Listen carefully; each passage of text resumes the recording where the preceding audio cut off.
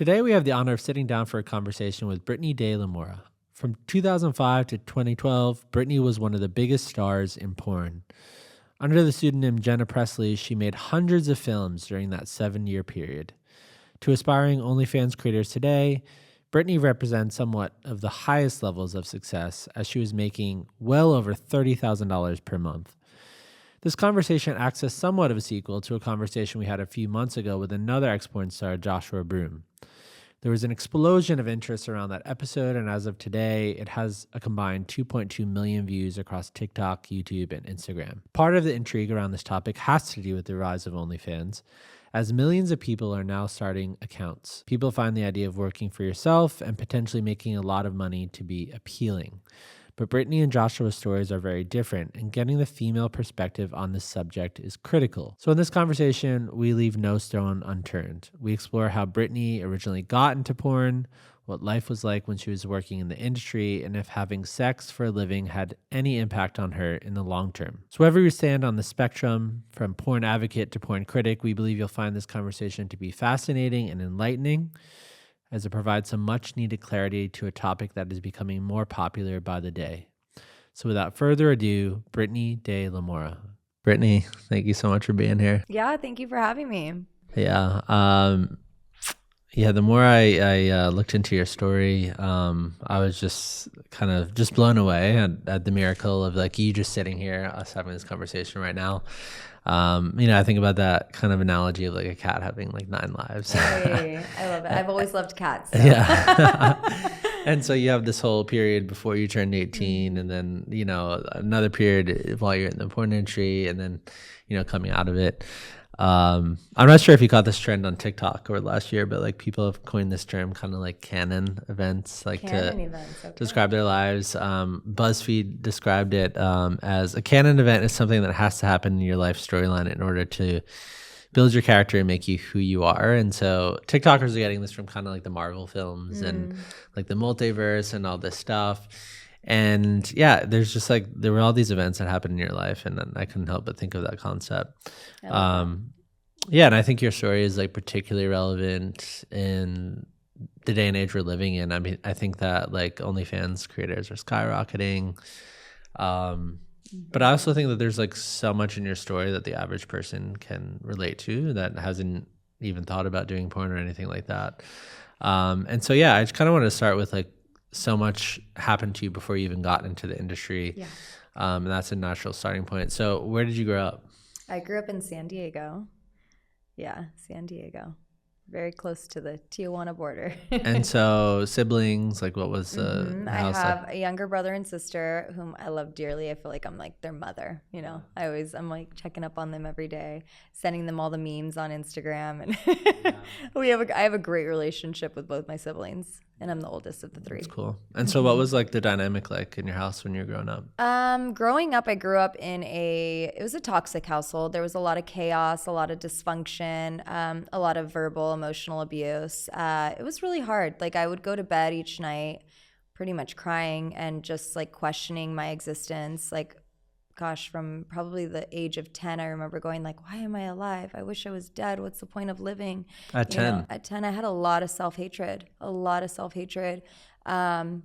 I didn't actually ever think about taking my life at that age, but like I would make those statements of like, why am I even alive? Like I just didn't understand how you could live a life that is just so miserable. And, I saw no hope for a better future at that age. And so, yeah, I remember like crying myself to sleep often and just wondering why I was even alive. Are there like broad strokes, like kind of things that like contributed to like it being toxic and stuff? Like, yeah, it was a lot of like the verbal abuse, I think, I've read this book about the love languages, and I think at that age in my life, my love language was words of affirmation. I think they kind of change and evolve as you get older. Now it's like it's not nearly as important to me as like acts of service. But at that age, like I really needed to feel validated and affirmed through words of affirmation, and I did not get that.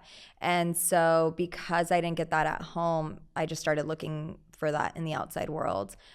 Through a series of like bad relationships and so forth. So Yeah, I think that when you don't feel affirmed and validated by your parents or by your caregivers, it can leave you feeling like you don't have a place of belonging in life, you know?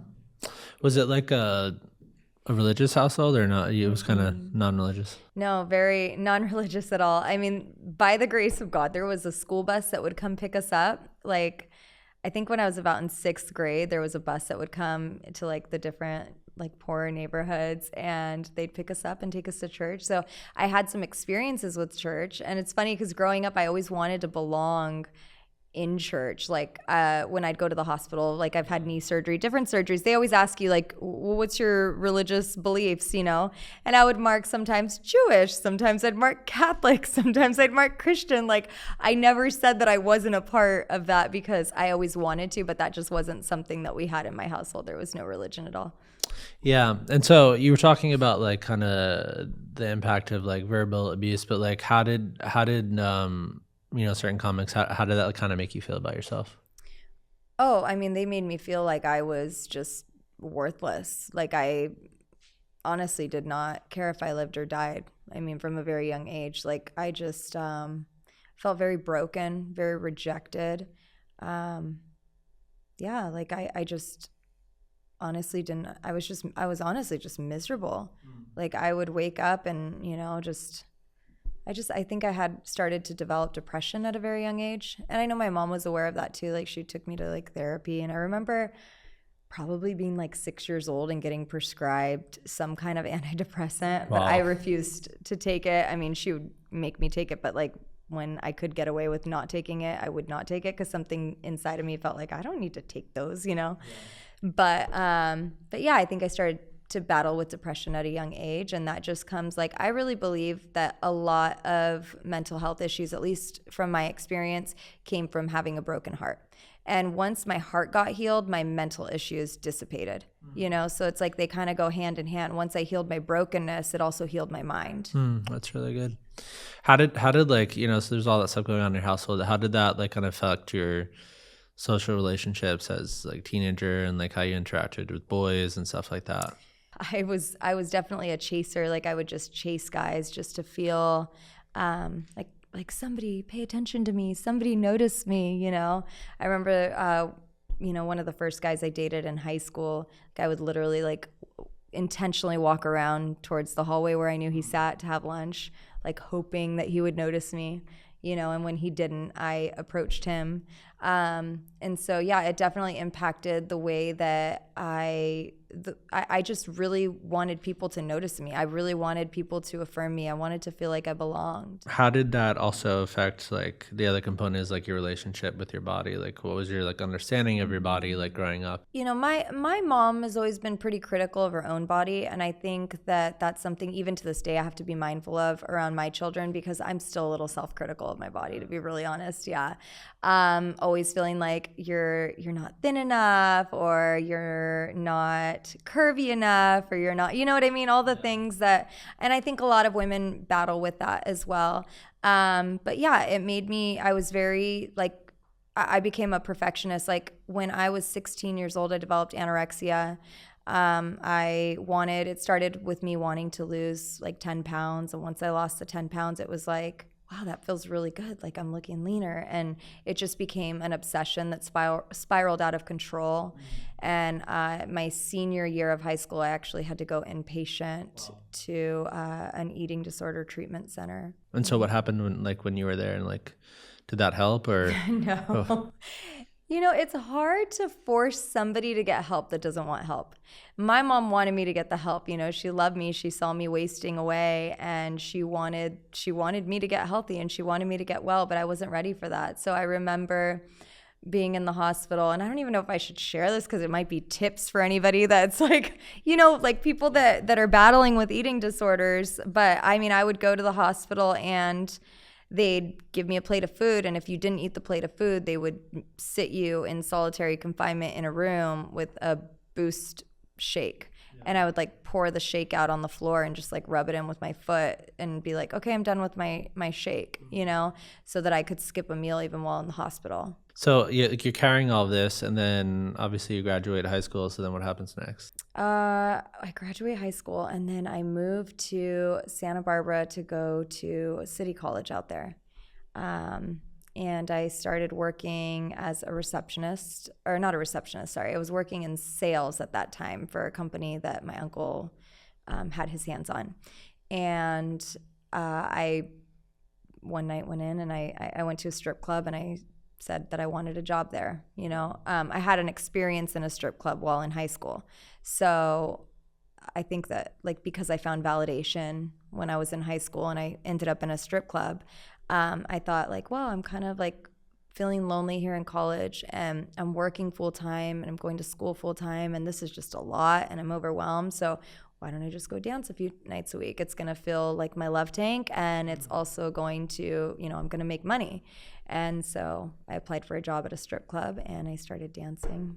What was that experience like initially like for you, like up there? Because obviously you had this experience in high school, but then I don't know, just thinking about like just about like going up there for the first time, stuff like that. Like, did that feel like invigorating? Because I've heard people like describe it that way. Yeah, I think in the very beginning, to me, it felt very empowering because I was so starving for affirmation that I was willing to accept it wherever I could find it. And I found that in a strip club. Not only were men praising me, but they were paying me. And so I felt at that time empowered. I also felt like subconsciously, I think that I was kind of taking my power back, because I chased men and I chased the wrong men. I was also abused by men in high school. And so it was kind of like, now I'm the one in control. Like, you're paying me. I determine what you can and can't do during a lap dance. Keep your hands under your lap, this, that, And so I think that in a very unhealthy way, it felt empowering. Yeah, I there was this quote from someone who has danced before, that it could kind of give a curious kind of control over those who watched. Do you resonate with that quote? It could give a... that stripping can give a curious kind of control over those who are watching you. It's like you feel like you kind of like what you were saying, like in control in a sense of like the experience. And some people like described it as almost like empowering in terms of like holding like the male gaze. And so it really helped to understand the psychology of like why. Yeah, I think a lot of women that get into stripping have been abused by men in some sort, or they don't have a father in their life, or they were rejected or abandoned by their dad. And so they come in with father wounds, they come in with boyfriend wounds, and it's like to them, and I think it's on a very subconscious level. I don't think most women are intentionally saying, I'm gonna go in the strip club so that I can make money. It's like, I always say that a broken heart makes broken decisions. And so when you have been shattered by life, when you've been shattered by people in life, you are going to make decisions from that place. And so I don't think that they're going into the strip club saying, I'm going to be empowered here, I'm going to take my control back. But because they're broken, they see it as a way to come in, and it's like, hey, I can go in and I can make money in this way. And I feel like a lot of people realize that what feels empowering in the moment, it doesn't last long. Yeah. You might go into a strip club and feel empowered for the first few months, and then you're just like, oh my goodness, I'm dealing with these guys who, are they're not the cleanest type of dudes, and you start to feel objectified because you start to recognize these guys really only want me for my body, and they're asking me to do, in any strip club. And I'm not saying every woman does, but most men are also looking for means to ejaculate. They want prostitutes. Yeah. And so that's always an opportunity. And I think that women who are in a desperate place start to lower their standards even more. And so then they start to feel more and more objectified. And then it's kind of like, well, that's not actually as empowering as I thought it was. Yeah, I think it's such an interesting point, like where we're at as a culture, because what would you say to the person who starts stripping, or saying that there's no sort that isn't their background, and that it's almost like just, I don't know, kind of doing anything else. I mean, maybe you weren't, abused or anything like that, but I definitely think that there's some sort of an identity issue going on. And I think that it's taking the easy way out to say, oh, well, that's not my story. I'm just going to go ahead and do this because I just want to make money and it's empowering. But there's so many other ways to make money that actually feels good, ways that you could be proud of at the end of the day. I mean, I was doing real estate at one point after leaving all of the adult work behind, and I was making more money selling real estate than I was in the porn industry, or about equal too. And I didn't have to take my clothes off, and it was a job I could be so proud of. And so for a woman to say, like, yeah, I wasn't abused, like, I just choose this because it's my body, my choice, all these things, that they say to affirm themselves, I think they really need to dig deeper. Why do you feel comfortable taking your clothes off for money?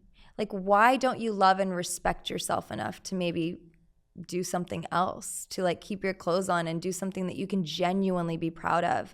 I think also that women that do that, are in the moment a little selfish, and I'm not here judging, I was too, but we don't think about the future, right? It's like, oh yeah, I'm just gonna go and take my clothes off, I'm gonna hop on OnlyFans, but it doesn't matter what adult content platform you're on, all of your images are eventually going to get leaked. People are paying for your content. They're going to put it on Reddit. They're going to put it on all the sites. And now I just got notification. I need to look into this, but apparently Twitter is now legally allowing pornography on their app. So it's going to get leaked. And so, like, do you want to get married one day?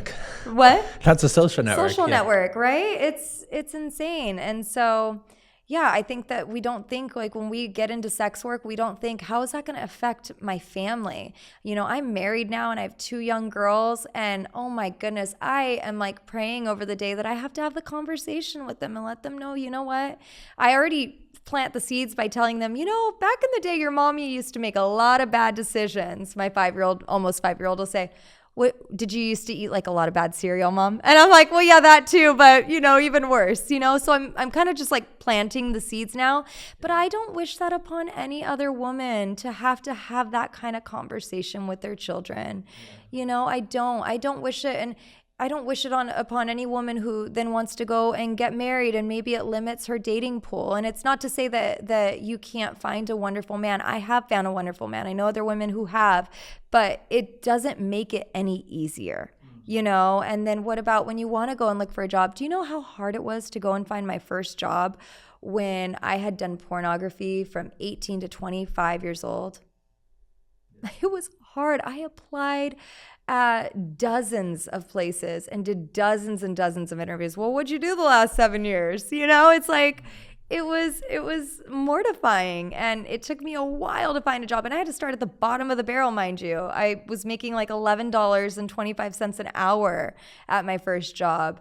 So taking the easy way out in the beginning, like stripping, OnlyFans, pornography, you can take the easy way out, but in the long run, like, think about your future, because it's going to limit the jobs you get. It's going to, you're going to have difficult conversations with your children if you want children. You're going to have that conversation with your future spouse, because God forbid they find out and you were lying to them and not telling him the truth. It's just, it does not make your future any easier. So how did stripping kind of transition into porn? Okay, I was dancing one night. I wasn't even supposed to be working this night. This is how wild the story is. I got a call from the strip club saying, basically their other moneymaker, there were 2 of us that made the most money there. And she's like, oh, she didn't show up today. Can you come in? I'm like, all right, that's fine. I get a speeding ticket on my way to the club. I get there and I'm dancing, and there's these 2 guys that are tipping me quite a bit of money, more than most people would give on stage, like larger bills. And so naturally I go and I talk to them afterwards, and they tell me, oh, we make romance movies. If you're ever interested, give us a call. Like, we live out in LA. And I just so happened to have a doctor's appointment in LA. It was only about an hour drive. And so I was like, well, I'm going to be in LA tomorrow. So I gave them a call and showed up, and they were filming a porn scene that day. and they put me in hair and makeup and took my photos. They had me watch a porn scene, which honestly I felt very uncomfortable with watching. And they sent my photos over to an agent. I went and met the agent that day, and I signed up, and I was in the business for a total of 7 years. I did have a break in between, but. So like, did at that point, did stripping seem like the same thing almost as porn? Like just taking that next step into. Yeah, I mean, when you start to normalize things and you get deeper into things, it makes the next thing seem like it's not so bad, you know? So here I am, I'm in college, I'm already pretty promiscuous because I want the attention of men, and I'm confused thinking that if a man sleeps with me, that means I'm validated, and I'm believing all those lies. And then I'm stripping, and so when the opportunity for pornography comes, my little 18-year-old brain goes, well, I'm already taking my clothes off for money and I'm already promiscuous. Why not take it one step further? And so, yeah, it definitely made it easier to make the jump into pornography. And had I not been stripping, I never would have had the opportunity to get into pornography. And I never would have thought about it. It wasn't on my radar. Tell me about like do you remember the first time you did it, the first scene? Oh, yeah, I do. It was for this company called Shane's World. I don't even know if they're around. It was a reality porn, which should tell you a lot. I knew nothing about pornography because I didn't watch porn growing up. I saw a couple like, HBO, Skinamax things, but like I did not watch porn. So this is a reality porn scene. We get our testing done and all that, but then they want us to go, we fly to San Francisco, and the whole point of the movie is the director was trying to find the best marijuana in California. I was also not a pot smoker. I'd done cocaine a few times, liked it, but pot, it was like, no, that's not for me. It makes me pass out. And she goes, okay, so we got these pot brownies. Let's all have some. So I eat a pot brownie and I fall asleep. They couldn't even, they couldn't get me up. They're like, are you gonna, I'm like, no, I'm out today, dude. I'm so tired. So I just passed out. That day was a wrap. The next day we wake up, we're walking around UC Berkeley, and we have to find, this is so embarrassing. I'm like 18 asking guys, do you want a hand job? Like it's reality porn. So they're recording us asking men, like, go find somebody to give a hand job to. So I didn't even know that type of stuff existed. Yeah, because you don't have to be tested if it's just a hand job. So they can come and do their thing. And, so we asked guys if they want to. A lot of guys are like, no, you're crazy. And then we found one guy that said yes. And I'm like, I don't even know how to do that. Like, I was so naive when I got into, I was pretty naive when I got into the porn industry. So anyways, the other performer, it's like, oh, I'll just show you. Just follow my lead, And so it's like, okay, it's like a sisterhood kind of thing, like they're teaching you the ropes. So we do that, and then after that, the following day was the actual sex scene. That they brought in a performer for that, who was a new performer, so it was still like following the kind of reality stuff. And we did a scene like on a mountain hill somewhere in San Francisco. Yeah. So did you like start getting booked frequently after that? Like it was just one scene and then a cascade opened, or? So when I got into the industry, I was 18 years old. And I looked very, very young. Mind you, I had just gotten out of the hospital for anorexia not long before that. So I was still very thin. And I looked like a little girl. And so I was getting booked every single day. Every day. Because what's so sad is that in pornography, the young girl, they will just like shoot you until you leave the business, basically. Because most girls don't last more than 6 months. It's a very toxic industry. So I was working just about every day, getting paired with older men and the pigtails and the schoolgirl outfits and really giving the illusion of like pedophilia. It was really sick. I got to a place where I was not a woman of conviction at that time in my life. I pretty much had no bounds. But I told my agent, like, hey, I'm not going to do scenes with pigtails anymore. Well, what about the schoolgirl outfit? Will you still wear that? This was very early on then. Mm-hmm. Yeah. That was one of the few convictions that I had. I was like, I can't do this. Like, you guys are putting me with these men that are like 50, 60, and like, it just looks like they're putting me in costume jewelry. No 18-year-old is going to wear plastic little beaded jewelry. Like, that's stuff that like a 4-year-old sees at CVS and is like, I like that. I want that. That's the kind of stuff they're putting on you, which it's really sick. It's really sick because I think the porn industry is well aware that what they put in front of people, those people are going to chase after, because, you know, scientific studies show that pornography affects the brain just like a drug. When I first started doing cocaine, I did like a teeny little bump and it was more than enough, and the lines got bigger and bigger and bigger. The same thing happens with pornography. You're watching a girl that's barely 18 that looks like a little girl. She doesn't even look 18 because they're making her look like she's 10, 12. That's not going to fill you anymore. You go to the dark web. The dark web doesn't fill you anymore. And now you have to take things into your own hands. And, you know, you talk to anybody that has, you know, abused children sexually, and it always starts with pornography. Yeah, so I think it's so interesting what you're talking about with the schoolgirl outfits and pigtails, because there's a therapist, psychologist named Jay Stringer that has kind of evaluated like where our sexual fantasies come from. And I think it's kind of a chicken or the egg thing we get into, is like, do we search for this stuff because we're already fantasizing about it, or like, do we come across it and then we start fantasizing about it? And yeah, I think that there's a lot of stuff that is flying at us that we wouldn't like have otherwise like thought about if we weren't exposed to it in the first place. Yeah. And then we start going down that path. And so how did that like affect you at that point? Like obviously you put like a stop to like, I don't want to do this anymore, but like how did that initially affect you?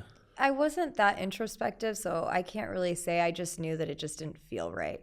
Yeah. And I did, like, I remember the first couple scenes showing up and there being an old man, and I was just like, this is gross, you know, like this isn't what I thought I was signing up for.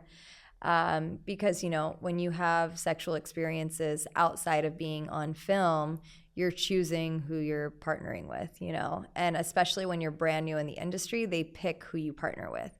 And so you show up and you're like, oh, yeah, this is uncomfortable. This is awkward. And that was kind of like as deep as I went with that. Was there ever a point when you were like first in the industry that you actually enjoyed what you were doing, or no? There were parts of things that I enjoyed. Like I enjoyed, you know, getting to go to set and get my hair and makeup done and taking photos. As far as like the sex scenes and like, did I enjoy that? Not really at first. I really didn't have a lot of control over like who I was working with and so forth. But there was a woman who is actually still my friend to this day. I'm having dinner with her tonight. She was working at the agency that I was at, and she was just like, did you know that you could like create a no list? And she goes, actually, you can create a yes list. And I'm like, what is that? And she goes, you can pick the guys that you want to work with. And if they don't match the list, if they're not on the list, you just won't work with them. And I'm like, wow. So, because I had originally did start off with a no list, and every time I'd work with a guy that I didn't like, I'm like, put them on the no list, but then you just get booked with another guy that you don't want to work with. And so, yeah, so I created a yes list. So I would say for a short period of time after I felt like I kind of had some control over it, and this was before I started getting back on drugs. I was enjoying it because the money was rolling in. I felt like I was more so treating it somewhat as a business, but that didn't last long. I mean, that feeling of, again, that empowered feeling, it fades. It doesn't last long at all. You mentioned money. Like, how big of a factor was that for you when you first started doing that? Because I feel like that's such a big reason now why people are like talking about doing OnlyFans. Well, yeah, especially in the world that we live in. I mean, my goodness, house prices, gas prices, groceries. I mean, everything has gone up with inflation, and it is, I understand why women sit and go, huh, maybe I should make an OnlyFans, because the news is always putting out those stories of this teacher got fired, but she's making $1 million a month on OnlyFans. Like, and you know what is so ironic is almost every woman that I hear talk about OnlyFans says, I'm a 1%er. How many 1%ers are there? You're all 1%ers. You know what I mean? So it's like, no, that's not possible. You're not all 1%ers. Like, so I just find that ironic. But I mean, yeah, the average person on OnlyFans, like anybody that just signs up just to give it a taste, like, or to give it a test, they might make $150. Like, you can make more at a pizza shop. So, but yeah, I understand why it's alluring, and it was alluring for me too, because I think subconsciously had a fear of like, if I don't make enough money to do this on my own, I'm going to have to crawl back home. And I did not want to go back home. So how quickly did the money like start flowing in those early days? Really quickly. I remember when I moved from Santa Barbara to LA, and I had no knowledge of like, I called my bank and said, hey, I'm not going to bank with you guys anymore. What do I need to do? And basically they told me just drain my account and it would be fine, not realizing like they, you have to go sign papers and stuff. And I didn't do any of that. So I go and open up a new bank account, and within a couple weeks it gets put on hold, and I'm like, what is going on here? So my friend and I would laugh because I was so naive. So I would have like $60,000 in cash because I started cashing my checks just sitting in my dresser, like that's so not smart. But yeah, I mean, the money came in really quickly, but I started using drugs very early on. So then my drug addiction basically became, more expensive than the money I was bringing in. Cause I got to a place where I had to be high every single day. I didn't care what it was. Cocaine and Oxycontins were my drugs of choice, and Xanax, and I was not getting any prescription. So I was paying for all of that stuff, and it really adds up. So why did you start experimenting with drugs? The first time I started using cocaine in the industry, I was triggered by a director who told me I was fat and needed to lose weight. Looking back now, this guy that was a director just really hated women and just wanted to nitpick everything. I was not fat. I was very thin actually. And that triggered me because I had just finished, going to treatment for anorexia, and I still wasn't healed from that. So it really triggered me. And I remember there was a model house that I was living in, and I just asked one of the girls, like, can you get cocaine? And she got all suspicious. Why are you asking me that? And I'm like, no, I just really want cocaine. She goes, are you sure? Is that for you? Did someone tell you to ask me? I'm like, no. So she ends up getting me coke, and it was just like such a thrill, like the high, because drugs give you a false sense of happiness. You go from being depressed and miserable, and then all of a sudden you're high and you feel good. Then they come with the come down, withdrawal, all the things. But yeah, so that high felt good. So I started chasing that. And then, a guy that I started dating, used Norcos. So he started getting me Norcos. And then I was like, wow, I like these even better. Then that went on like, oh, these aren't getting me high anymore. Then it went to Oxys. And one of the first guests that we had on the show was Dr. Anna Lemke. She was director of addiction medicine at Stanford, and she wrote a book called Dopamine Nation, which was like a New York Times bestseller. Yeah.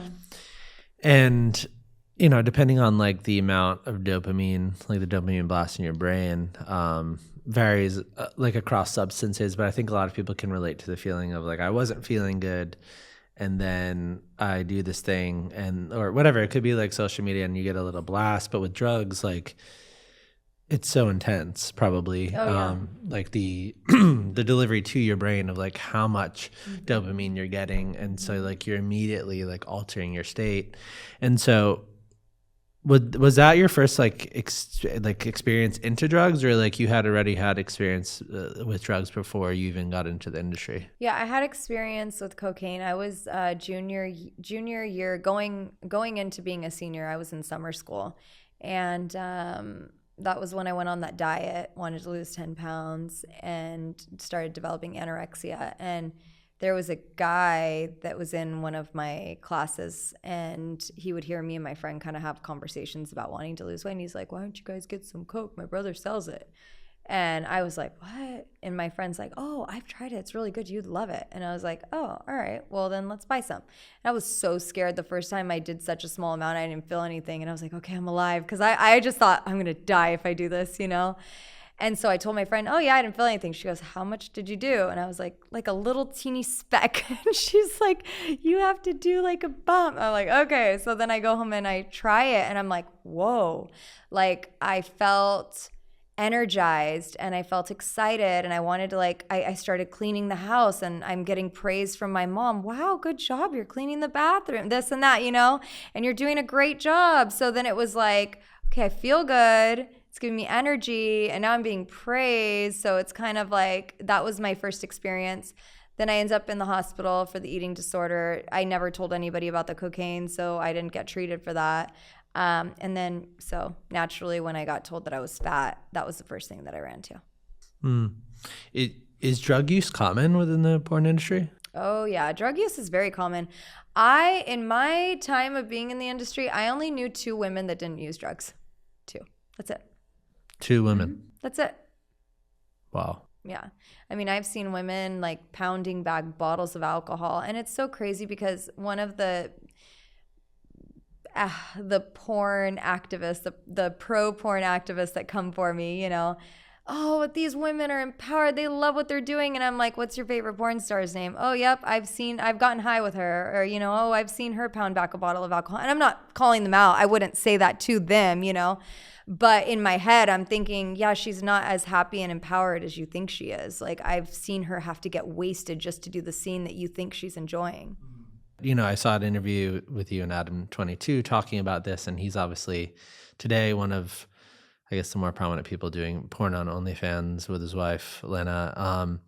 And then you contrast that with their story. And then also I saw an old interview with you, and you could never really tell that you were going through anything. It seems like you love what you're doing, and it's like so exciting and all that stuff. And so what's happening there?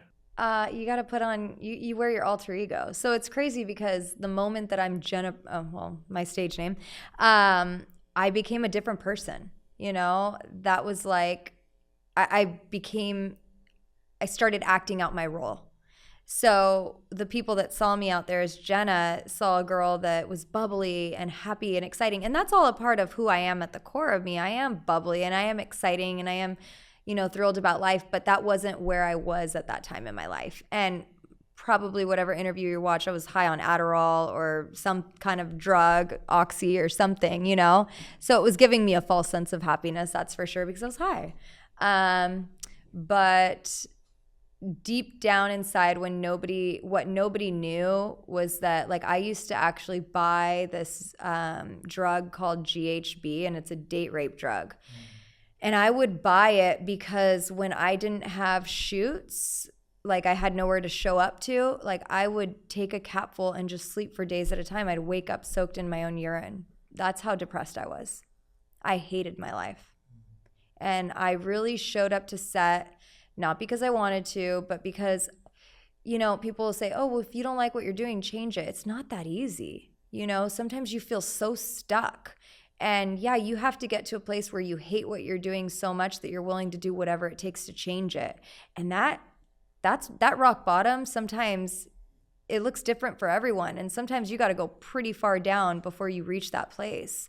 And even having to use GHB just to sleep for days at a time, like that still wasn't even rock bottom for me. I had to go through a lot to get to that place where I developed a fight,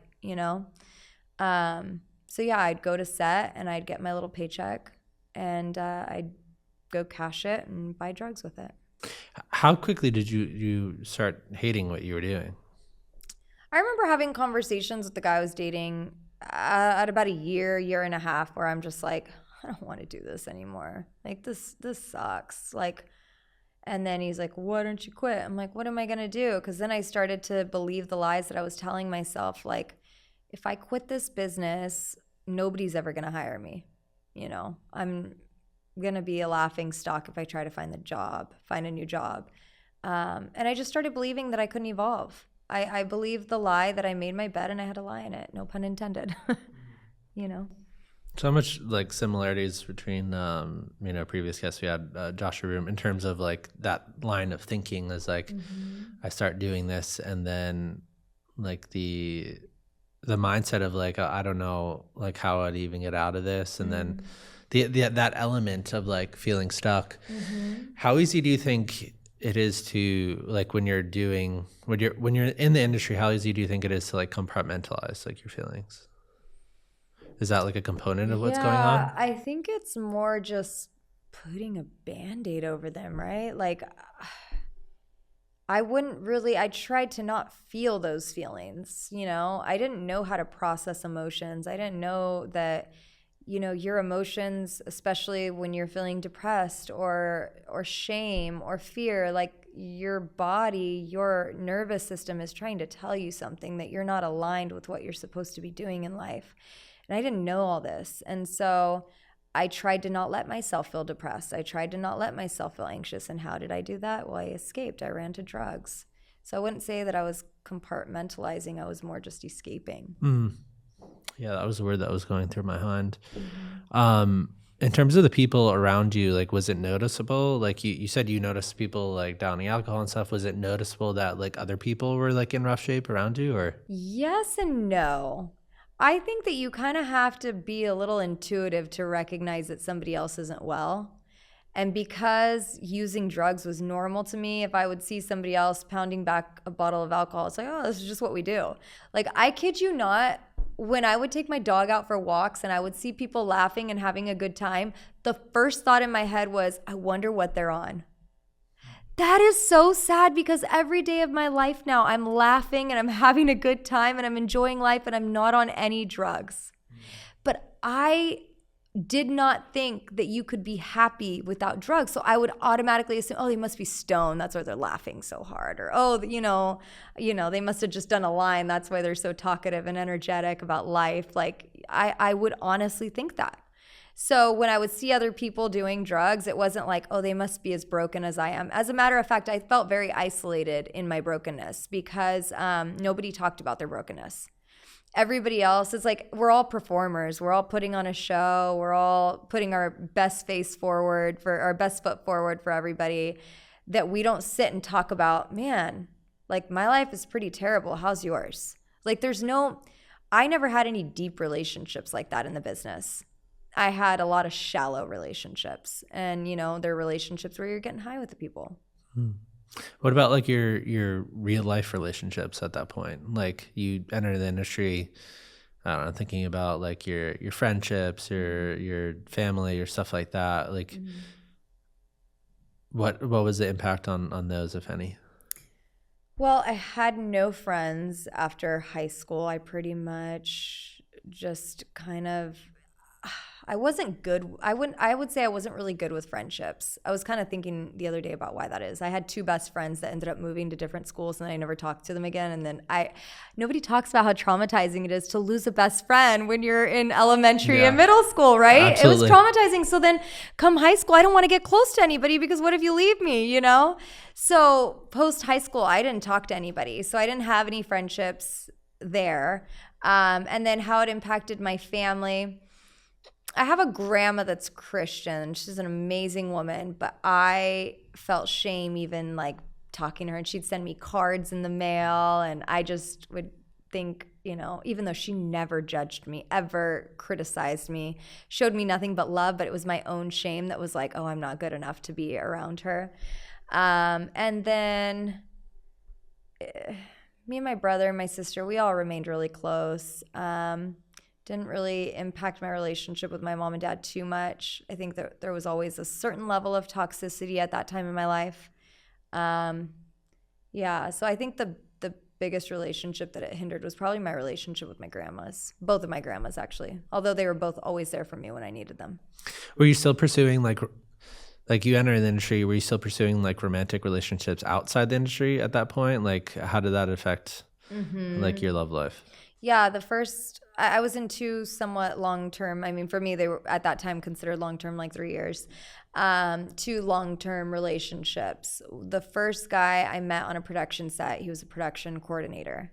That was honestly just it was a drug relationship, First time I did ecstasy, it was with him, and, first time I got exposed to like Norcos and things like that. It was really a drug relationship.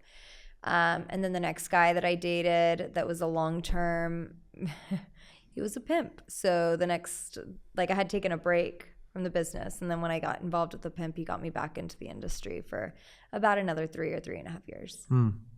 Was it true that you were like engaged while you were at the industry at some point? Yeah. I mean, I like, now that I look at engagement from a different lens, I'm like, I basically just had a ring on my finger. There were no plans for marriage, no plans whatsoever. It was just, I wore a ring on my finger. So yeah, I would say, that I was engaged back then. But looking back, it's like, Was that the same relationship with the production coordinator? Yeah. Okay. And so like, people, people today like talk about, it's kind of like this dual lifestyle that you have. It's like you have, you're doing porn, you're doing OnlyFans or whatever, and that's like your work or whatever, and that's segmented, and then like you have your just normal operating life like outside of that. And so like, how was it for you carrying on this relationship that was an engagement, and then simultaneously, I don't even know if he was working on the sets that you're on, or like stuff like that. Like how? Yeah, it's awkward. I understand why people say, "Oh, this is just work," and then I have my relationship outside of this, and it's dysfunctional. That's what it is. It's not normal. It's not healthy. Maybe normal to you, but it's not healthy.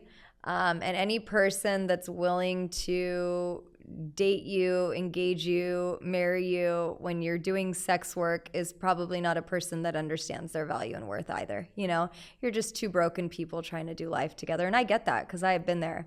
But let's call it what it is. It's dysfunctional. It's not healthy. Sit back and think, okay, yes, you're getting paid, so therefore it's a job, but you're having sex for money. Like, it's a different kind of job. It's not, it's dysfunctional. Tell me about like, you said you have a different lens into engagement now, but like, tell me about like what led up to like him proposing to you. Like, this is why it's so embarrassing. I can't believe I was like this. Lord help me. I had this idea of like, I want to be married. And so I said that I wanted to be married. And he's like, well, I want to marry you. And I was like, okay, cool. Well, let's get a ring. And I paid for my own ring. So yeah, that's the kind of engagement that it was. I don't think it's embarrassing. I think it's fascinating to hear about like the mindset that people are in and that they embody. So he didn't like, did he like mind at all? He didn't get down on any. Oh, did he mind? Yeah, actually, in the beginning, I think it was like whatever, because it was just kind of like, it starts off as a fling, I can be on set and she's working. But I remember one time in particular, like he was there and then he wasn't there during my scene. And then like when we got home later, I was like, hey, like, where'd you go? And then he's just like, it's too hard for me. I couldn't be there. I kind of got jealous and I had to leave. I was like, oh, okay. And those are the real feelings that most people don't talk about. Most people, they'll say, oh, it's just work. It's totally fine. I personally would have never dated a performer while I was in the business. And I know that sounds so hypocritical, but that was my boundary. That was my standard. I don't want to date somebody that's having sex with other people. I don't. And if you're okay with that and you want to date me and I'm doing it, well, that's on you because you're choosing this for your life. Like if you want to walk away, that's okay. I don't blame you, but I will never personally date somebody that is having sex with other people. That was my boundary. Yeah, I think we're at a point where it's just kind of like the normalization of like just everything, like kind of like an anything goes type of mindset. And that is so dangerous. Yeah. That is so dangerous. Let's normalize everything and your truth and his truth and her truth, because like I just was studying this law that was passed in Germany where they are decriminalizing child pornography. And there is a group called K13. It's a group of pedophiles who are celebrating this law, and they're also pushing to normalize adults being attracted to children. And they're trying to really push that. We're not pedophiles. We are minor attracted persons. We're MAPs, minor attracted persons. So they're trying to push this agenda. And if we keep accepting everybody's truth as it being totally okay because that's just their life and it doesn't impact anybody else. No, it does impact other people. This guy is impacting the future generations if people start to buy onto the lie that it's okay for adults to be attracted to children, because now my children are at risk. They're in danger. You know what I mean? And so it's like that's just so dangerous. I hate that. We have to have some sort of a moral compass. We have to, as a society, know where to draw the line. And I think we're failing in that area. It's funny, I was on an airplane last night and the lady goes, it is an older lady and she was a flight attendant. She asked the other flight attendant, what's up with these men with short shorts? And she goes, she got very triggered. She was like a Gen Zer. I mean, it doesn't bother me. People can wear whatever they want. It doesn't affect anybody, okay? And then she's like, plus it's like the style nowadays. She goes, nowadays, they used to wear those in the 70s and I still didn't like them. But it was just that very of like accepting of everything that anybody does. But like, you know, it's. Yeah, I mean, going back to that panel you were on with Adam 22, I mean, there was this kind of viral moment last year with him and his wife Lena, and so if I'm following with their story correctly, I don't think she had worked on scene with a guy before, but then she had that scene with a guy, and then it just went viral on the internet, and I mean, on one level, then it's like, well, was he okay with it? Was he not okay with it? And then it's like you are kind of forced to be okay with it, but then you have the people that come out of the woodwork being like trying to like fetish it, sort of kind of like the voyeurism type of thing of like watching, oh, like, are you getting turned on by like your spouse with like another person now? And so you kind of call that like the cuckold or something, right? And so you're moving this line of like what is normal, and at some level, even like in that conversation I was watching, it was like there was an agreement on kind of like the justice and like the non-consensual and the aspects of porn and what's been going on with Pornhub over the past few years. But it just seems like there's like a line that just keeps getting pushed further and further and further and further back of just like normalizing anything sexually. And it's just kind of like you get to a point of like, well, what's the point of anything? What's the point of a relationship? What's the point of a marriage? Like, what's the point of sexual boundaries within a marriage? And there's just like all these big like existential questions that come up when you're wrestling with all these new things that are happening in culture. So. I mean, I've recently been hearing about throuples. Have you heard of throuples? Oh yeah, with like you can be married to one person and then you have another in your relationship, and it's just that's not the design for marriage. It is kind of like, what's the point of marriage if like you're not in a marriage if you have three people? That's not what a marriage is, you know? And so, I think that the boundaries are just keep getting shoved in our face, and people are very violent and very aggressive. So if you don't agree with what they stand on as their truth, then they will fight you and they will bully you online if you disagree with them. And so it gets to a point where people go, well,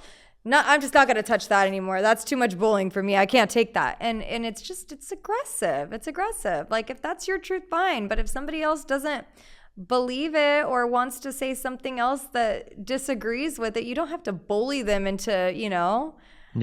It's sad. So obviously a few years past, you're in the industry. And so like, how frequently were you working at this point? What point? Like a few years in, 2008, like how frequently were you working? Yeah, I mean, I was still working really frequently a few years in, almost daily. Okay. And so like we were just talking about boundaries, like did the types of scenes that you were doing like kind of progress, and you had the no list and the yes list, or? Thankfully, you know, I hear a lot of really horrific stories in the business, and I think that somehow I was just a little bit protected. I had my no list. I would only work with certain amount. It was like, I think there were about 10 guys. If a director wanted somebody else, it had to be approved by me first, or they had to find somebody else. And I did have some, you know, within the industry fame and notoriety. So people usually were okay with finding somebody on my no list. I didn't do any scenes that I wasn't comfortable with. I mostly did what I call morally acceptable scenes, you know, like a man and a woman. I mean, I did do female scenes as well, but like I didn't push the envelope as far as like doing things that I didn't feel comfortable doing, you know. And so, you know, you mentioned fame and notoriety, and so like as you became, I guess, more successful in the industry, like financial benefits, like those start ramping up as well. So like how much money were you making? Like I mean, it's still not very much if you really think about it. At the end of my career, my last check was $1,500 for a boy-girl scene. So it's just me and a guy, $1,500. It started off at $900.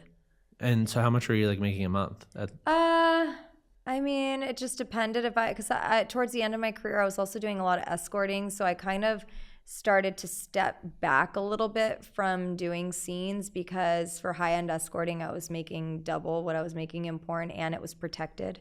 So I started kind of doing more of that. And then I had like a clientele that I would see regularly.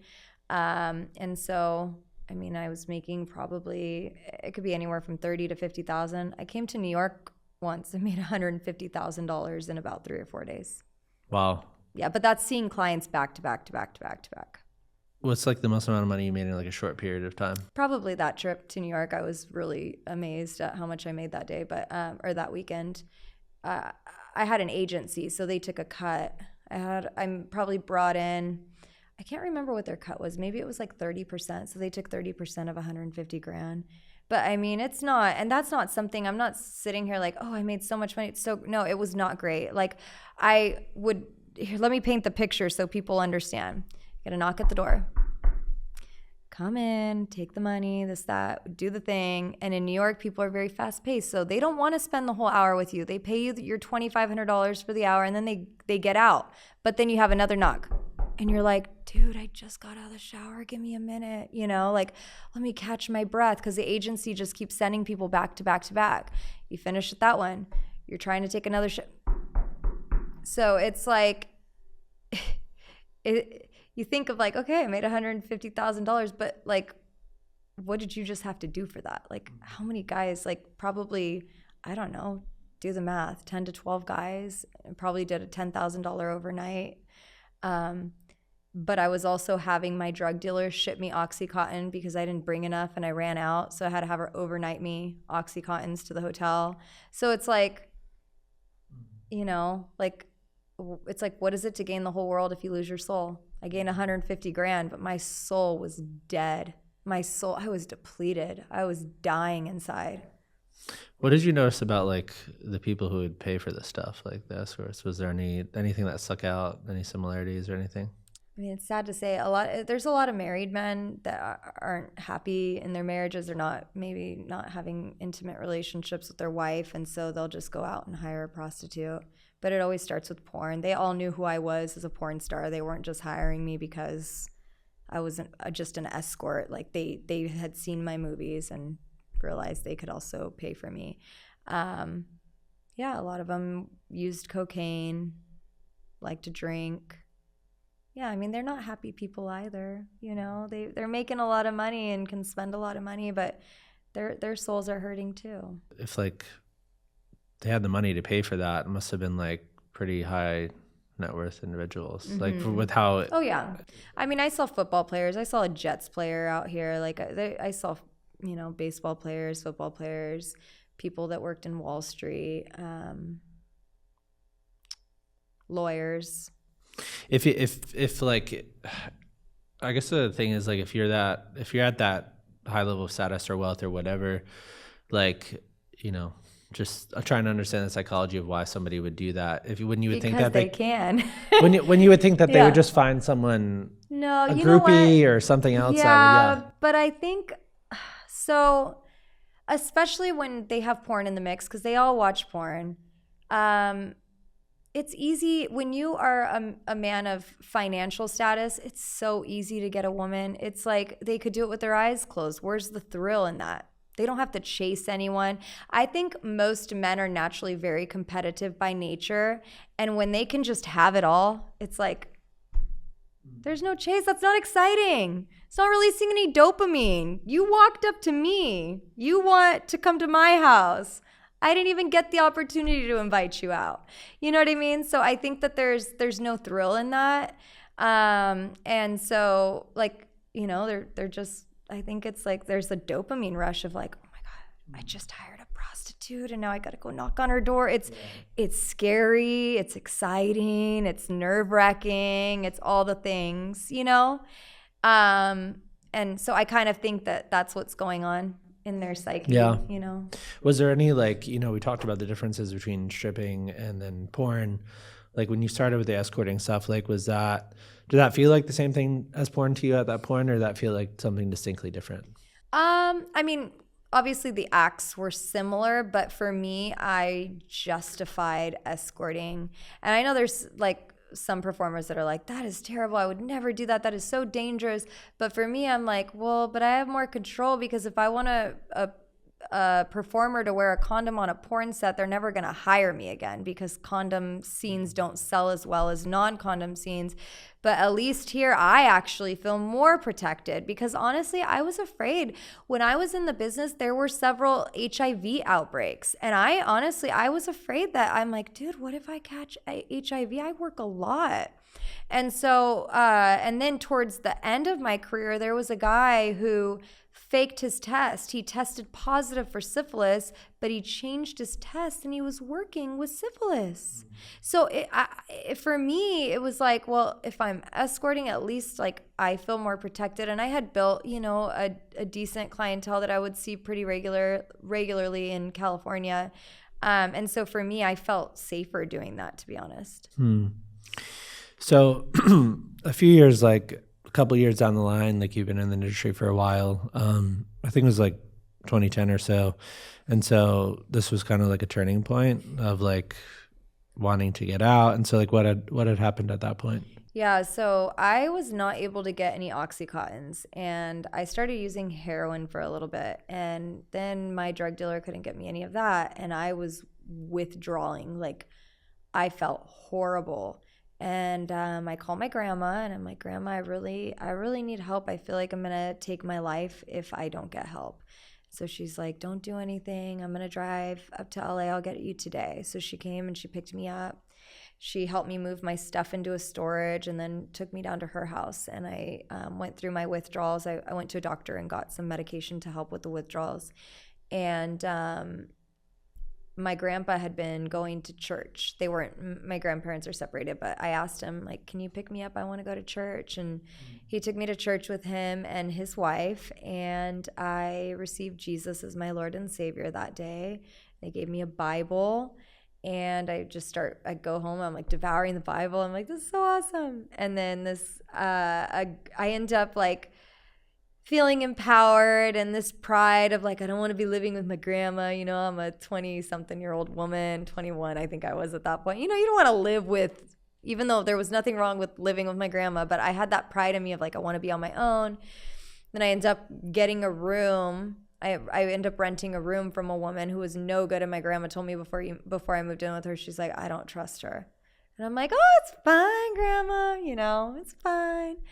They introduced me to a guy who is in a motorcycle gang, and I end up then moving in with him very quickly, and we're together for only maybe a month and a half or so, and I'm already living with him, and we're on a bike ride, a motorcycle ride one night.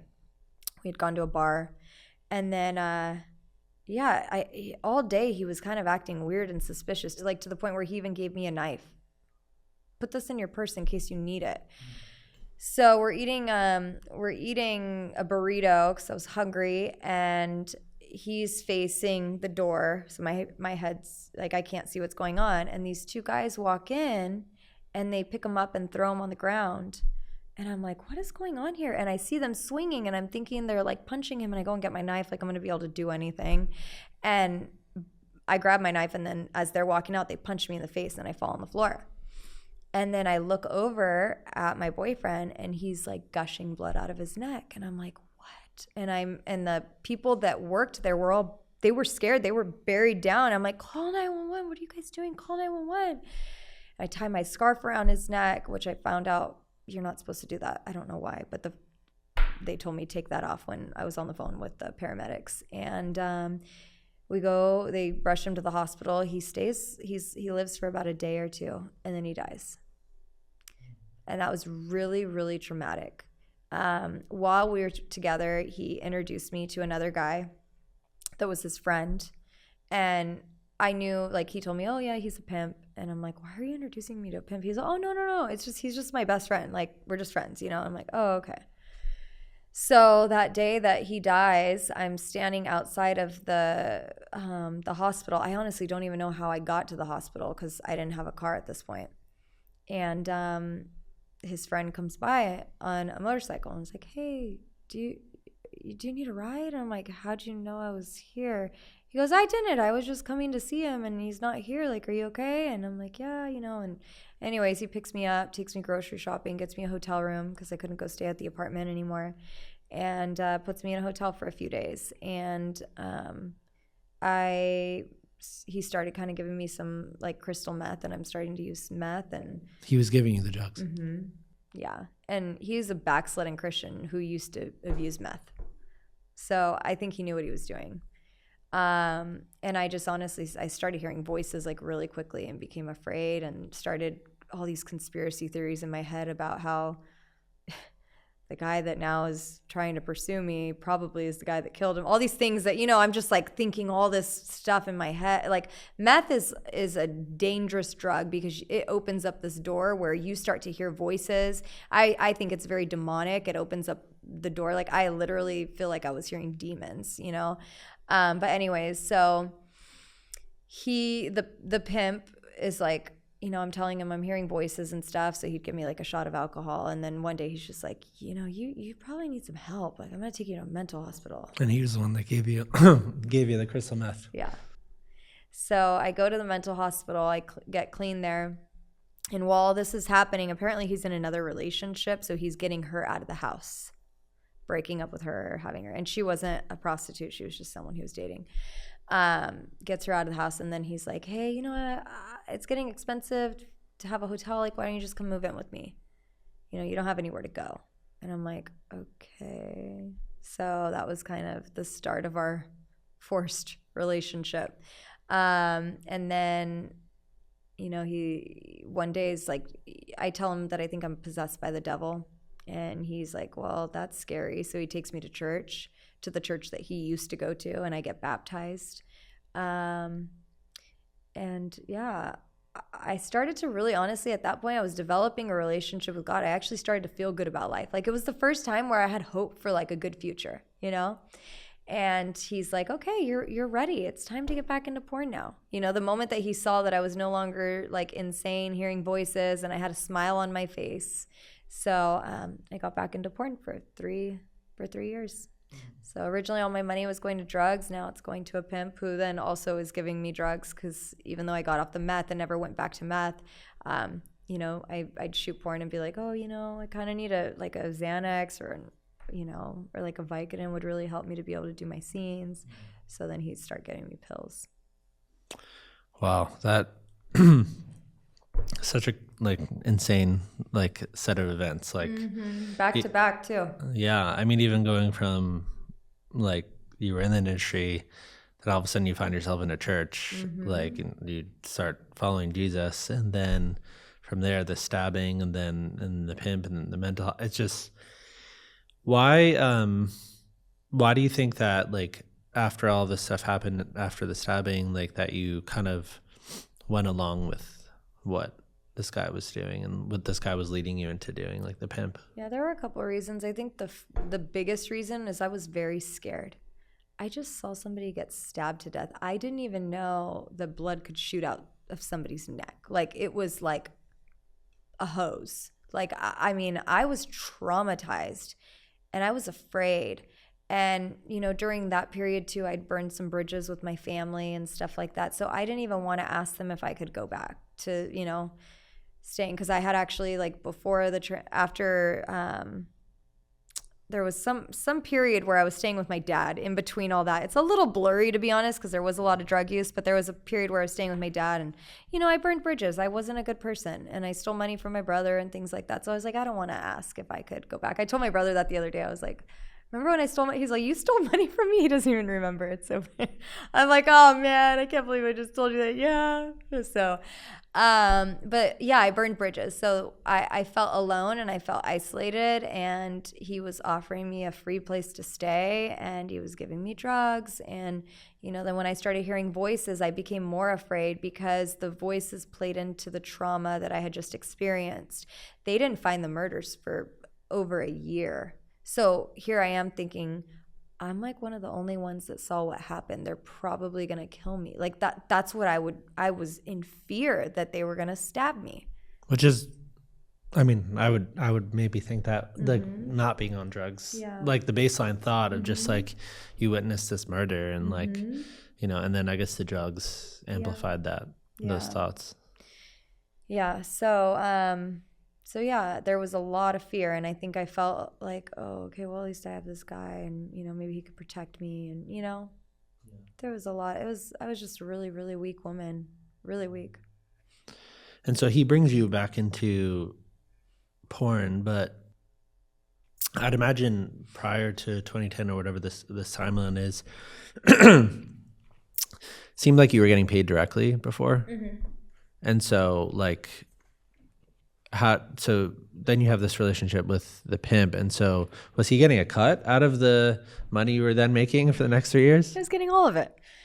Yeah, I mean, I still got paid directly, but I had to go and give it to him. And the way a lot of people think pimp and hoe relationships, that sounds so weird to say, but they think that, you know, I mean, and sometimes it is violent and sometimes it is aggressive, but a lot of times it's just simple manipulation. It's, if I can make this girl feel like I love her and she's weak and vulnerable, she'll do whatever I want. And that's where I was. It was like, you know, oh, he loves me and I love him now. And, you know, it didn't start off that way, but I've grown feelings and, you know, sure, I'll give him it's our money, you know, it's our money. It's going to our bank account, you know. But I started to wake up towards the end because I started stashing money when I knew I was going to leave him. So at the time you weren't looking at it as like he was your pimp. It was like you guys were together and you were just making this money doing. Yeah, I mean, he would refer to himself as both and. So like if he was in public, it made him look cool to say, you know, that he was my pimp. And there's this just nasty game that pimps play of like, you can't look another black man in the eyes or you're out of pocket, they call it. And so it's like he would intentionally take me to stores where there were other, you know, black men there that were kind of in the game and, you know, basically make me like turn and face a wall so I wasn't looking at anybody. You know, it was like, and did it with like such pride, you know? Yeah. So, yeah. When I look at your story, like up until this point, even dating back to that engagement and then the experiences that you had kind of as a teenager, it seems like throughout this point, there was such like a complicated relationship with men in general. Mm-hmm. Would you say that because I was willing to accept what I thought was love wherever I could find it.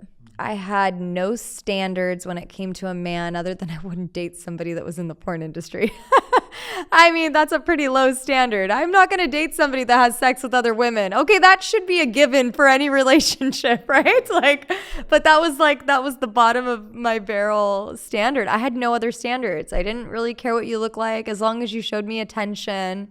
You know, I was starved for attention, and I carried that trauma of being starved for attention as a child, and I carried that into my dating relationships as an adult.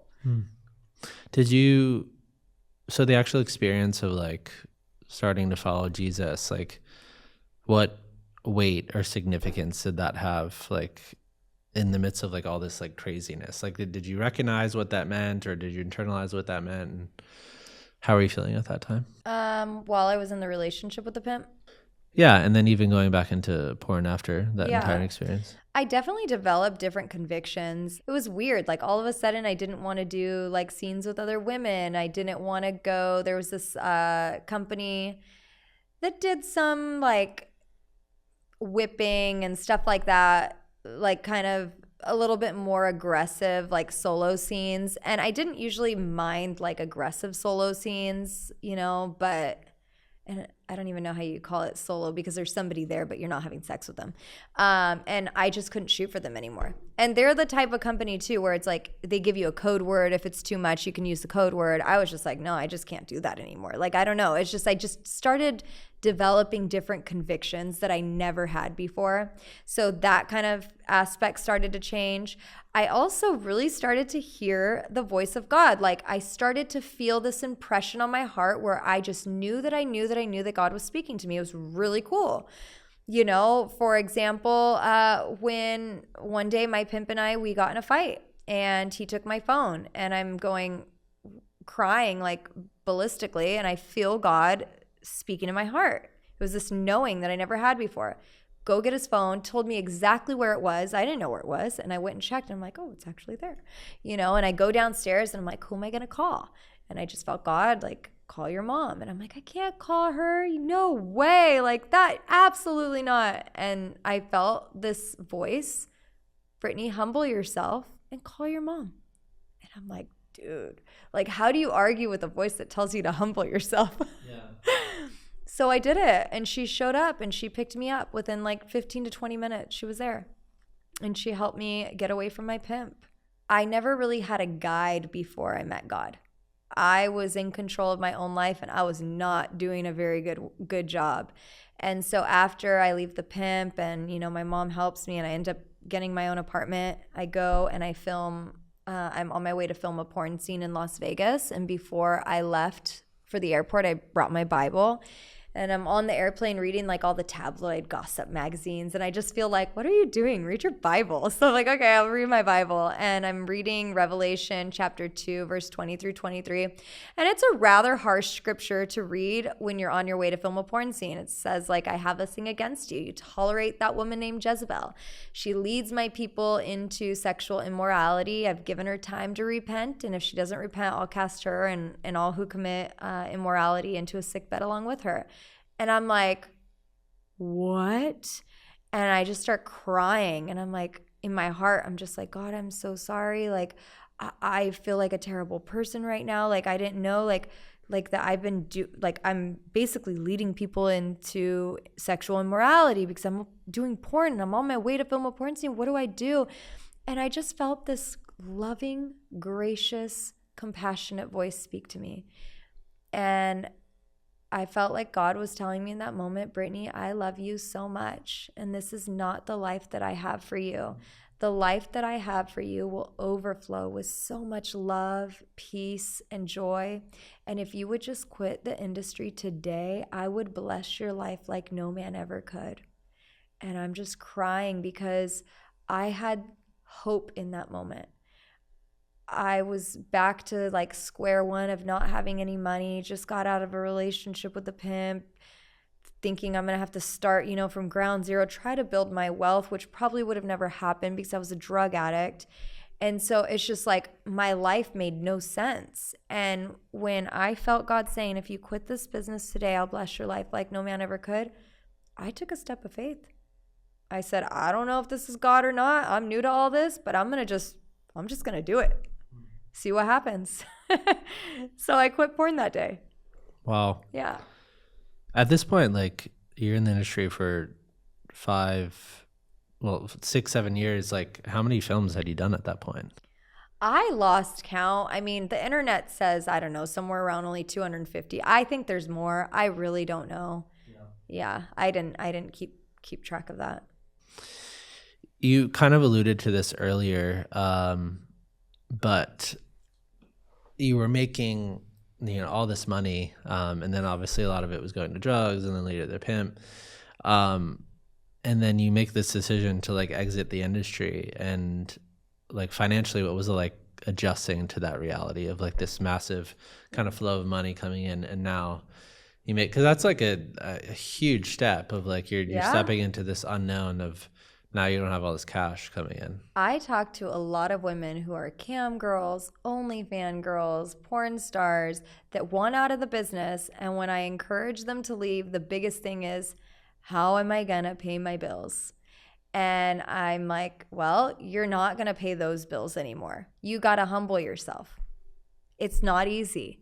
I had got an apartment after leaving the pimp that I knew that without that money from the porn industry, I couldn't afford anymore. So I had to go and rent a room from my dad and his girlfriend for like $400 a month. And, I had I had like $1,500 saved, and I had that money. And I, was able to get a little bit of groceries and pay for a couple months. And I just started applying for any job, any and every job that I could think of. Anybody that was applying, I was, or hiring, I was applying to. And I finally found a little job, and I was making $11 an hour, and it was not easy. I would hate when people from church would want to go to the mall. I'm like, why do you want to go to the mall? I don't want to go to the mall. I don't have any money. I cannot buy new clothes, you know? But you have to understand that it's just a starting point. You don't have to stay there. You don't, $11 an hour, you're like, yeah, right, I mean, one subscription costs more than making triple on one subscription, It's like, why would I do that? Because you're going to get your joy back, because you're going to get your peace back, because you're going to finally feel content in life, because you're going to be more aligned with who you are at the core of you. And that's why you do it. You make the hard decisions now so that you can reap the benefits later. And like I said earlier in the interview, like I went on eventually to do real estate. And I sold one month I sold 2 houses. And I was so excited when my check was like $40,000. They were Santa Barbara homes. And I was like, yes, this is amazing. This is how much I would make in porn. And I didn't have to take my clothes off and I only had to sell 2 houses. This is amazing. So, I mean, you don't have to, if you start making a job for $11 an hour, you don't have to stay there. Like, it's just the beginning. It's a starting point. It's one step to the bigger and better journey that you are going to start walking down. Was there, what was that experience? Was there a difference in the satisfaction level of like you sold those houses versus what you were doing previously? Yeah, absolutely. I mean, even there was a big difference of like making $11 an hour. I was making less money than ever, yet I was so much happier. I was excited to wake up every morning and go do some office work and take some phone calls and talk to people that weren't coming at me with all their perversions. Like, it was like a normal, hi, I'd like to rent a limousine today. Or, there were 2 companies in one. Hi, I'd like to purchase a coupon book. And it's like, yeah, I wasn't making very much money, but I was so happy. And you can't buy that kind of happiness. What did you learn? You had all this experiences of, feeling like you were hearing like the voice of God. What, like during that entire period, like of this just happening, what did you learn about like the love of God specifically? How unconditional it is and how most people don't understand it.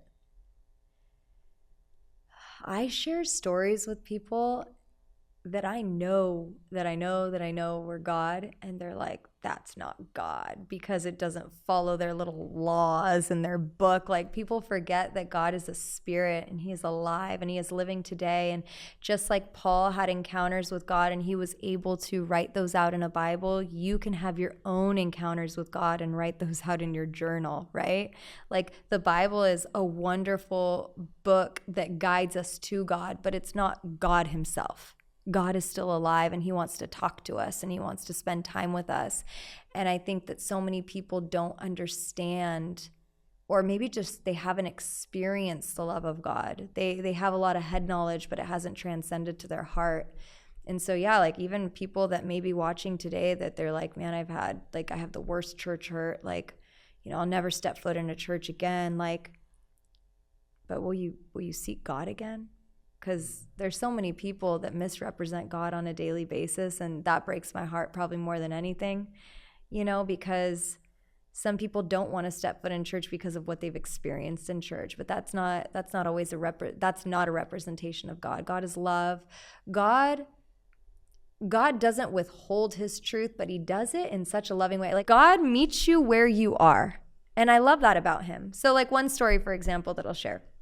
When I was with the pimp and I would do feature dancing, I would always pray like, oh God, like I pray that I make a lot of money, because, it's like kind of like a reward system. You make a lot of money and, the pimp feels good and then you feel good, So I would pray that I would make certain amounts of money. And there were times where nobody, the club would be empty and I'm like, oh man. And so I'd pray, and within, 30 minutes to an hour, there'd be a bunch of people coming in and they would be like outrageously tipping. And I accredited that to God. And people were like, God would never tip you in your sin. And I'm like, no. When I prayed, I asked God, was that you? And he said, daughter, that was me. I was teaching you that when you prayed, I heard your voice. I knew you weren't going to stay in that strip club. Like, it wasn't like God was rewarding me. God knew I was broken. God knew I hated my life. God knew I didn't want to be there, But it was like a faith building moment of like, I prayed and God came through. So then when the day came when God said, Brittni, leave the pimp, call your mom, I'd been developing this relationship with him over these years that I knew I can trust him because he's always been there for me. And that's the God that most people don't know. And I would love for them to get to know him because he's amazing. What did you, like, you didn't grow up in a religious home. And then you go to church this one time with your grandpa. And so, like, what did you think about faith, spirituality, God, like, before all of this happened? Who did you think God was? Yeah. Like, Well, I actually have a journal entry. I journal a lot when I was in porn. I still do to this day. And I wrote, Jesus, Buddha, God, whichever one of you is real, save me. Show me a sign. Let me know that everything is going to be all right. I always knew that God existed, but I didn't know exactly what that meant. You know, I always knew that that God was there and that he could help me, but I didn't understand, like, you know, which one is it? Is it Buddha? Is it Jesus? Which one? Like, I know someone's real here. Like, someone's going to come and rescue me, but I just don't know which one. So I'm just going to call out to all three of these and see, you know, and Jesus came to God in the form of Jesus, right? God came to my rescue. Yeah, I mean, so you're experiencing all this peace and joy and contentment that came with, like, you know, leaving the industry and kind of stepping into this kind of new life.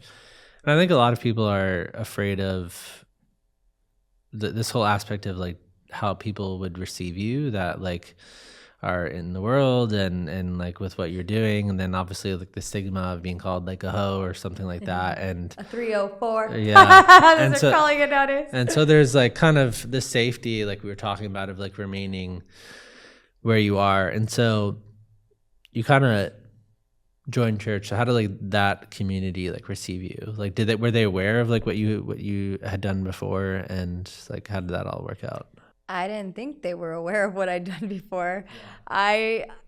I went into church thinking everybody is so perfect here. If anybody finds out what I did, they are going to kick me out of this place. And so when in conversations with people, you know, job stuff comes up. Oh yeah, what'd you do? This, that, you know. Oh, I'm a receptionist. Yep, been a receptionist for like the last 12 years. You know, I just make up stories because I was ashamed. And I had this organization that I had reached out to, who actually, when I was in the adult film industry, impacted my life because they showed up to the conventions and said that Jesus loves porn stars. And they would give me Bibles and pray with me and give me gifts. And when I would try to pay them for the coffee they deliver, they wouldn't want the money. And I'm like, why are you guys so kind? What is it about you? This is weird, but I love it. Who are you guys? So anyways, when I get out of the industry, I reach out to them to just say, hey, thank you. Like, you guys were sowing seeds that make sense in my life now. Like, I understand why you did the things you did. And thank you for showing me love and for being a group of Christians that didn't judge me because I already judged myself and I didn't need to feel shamed by any more people. And you guys actually uplifted me and made me feel encouraged and made me feel like I could actually be accepted by the God that you serve. And so I just sent them that letter, and they said, hey, you know, we met up, and they're like, could we record your testimony? And I'm like, yeah, sure. I thought they were only going to play it at the porn conventions. They put it on YouTube. And it wasn't that they didn't lie to me or anything. That was just what I assumed in my head. Oh yeah, they're just gonna, you know. The video went viral. It had like 2 million views, and that was within the first week alone. My husband did not know what I did. This was like before we were married and all that. And somebody at our church went up to him and was like, hey, have you heard Brittni's testimony? And he's like what? What are you talking about? He's like, she used to be a porn star. He's like, no, she hasn't. But no, she's a girl that just broke up with her boyfriend. Like, that's her testimony. And he's like, nah, dude, she was a porn star. And he's like, oh, you know. And then by that point, like within a few months, my story kind of started coming out from the interview that I did for the other organization. And then I was asked to share my testimony at our church. So at that point, then I became even more open about it. But people in church already knew, you know, they'd seen my stuff. So One of the biggest parts of your healing journey was like taking a year off of dating. You've talked about that a lot. And we had talked about how like men were your kind of weakness, but also like your affirmation. And so can you talk about like the significance of that, of just like taking the year off of dating after this whole experience? That year, I recommend any woman, whether you are a follower of Jesus, whether you have faith or not, like take a year off of dating and actually take that year to get to know who you are, grow, evolve, because you subconsciously attract who you are. And if you don't see yourself as better than the guys or the women, in this case, that you are dating, I'm not, you know what I mean, right? Like talking to men and women here. If you don't see yourself as better than the people that you're currently dating, then you're never going to date people that are greater than that. Because you have to take time off to heal. You have to take time off to grow. It's like I hear some of my girlfriends are like, all the men are all the same, you know, they're all this, they're all that. And I'm like, no, you need to grow. You need to heal. You're attracting the same types of men because you're that type of woman. And you need to grow. And if you don't grow, guess what? That's what your dating life is going to look like for the rest of your life. You need to grow. That's so good. Yeah, I mean, then you had this whole period afterwards where, like, obviously you met your husband. And I think a lot of people, they struggle with the idea of like, okay, that you have this whole past and then you like meet somebody. And so can you tell me about that? And like, was there hesitation from him towards you given this whole, background that you had? All right. Previous to this interview, I would have been like, oh, my husband was so graced for me and it was just such a good flow. But he wrote a book and I'm editing it right now. And it's called Body Count: How to Overcome Your Partner's Past. Wow. And he pours out his soul and the thoughts that were racing through his mind that I didn't even know he was thinking, you know, and all the hard things that he actually went through. And I love this book because he's so transparent in it. But I'm like reading through, I'm like, babe, I didn't know you were going through that. He's like, well, I'm not going to tell you. I don't want to push you away. You know, I love you. I didn't want to hurt you. And I knew it was my triggers. So when we started dating, one of the hardest things he had to go through, and I knew this was hard at the time, but I didn't realize the magnitude, was somebody sent him a photo of me with another man. And I was mortified. In the moment, he just deleted it and was like, it's okay, you know, grace of God. But in his mind, what I didn't know was he was having, you know, intrusive thoughts, he calls them, of just, you know, his fears. Because his biggest fear, he watched a movie, a romance movie, and a husband was all excited to go home and see his wife. And he hears these noises and he's like, tips toes, opens the door, the wife is cheating on him. That movie created a fear in my husband for many years before we were ever married that came with him into us dating, that what if I marry somebody and they cheat on me? So now here he is face to face with his fears of, I love this woman, but her videos are all over the internet. I don't even need to walk in on her cheating because people are sending me stuff to my email, to my direct messages. And so he went through a lot of like, I don't know if I can be with her. I don't know if I can do this. And God gave him peace with our relationship. And my husband says something that's so beautiful. He says, you know what? You're not a product of your past. You are a product of God's grace. You look nothing like your past, not just physically, like your soul. Like I would have never known that you did porn, you know? And that's why when somebody told him at the church, he was so shocked because, you know, God restored me.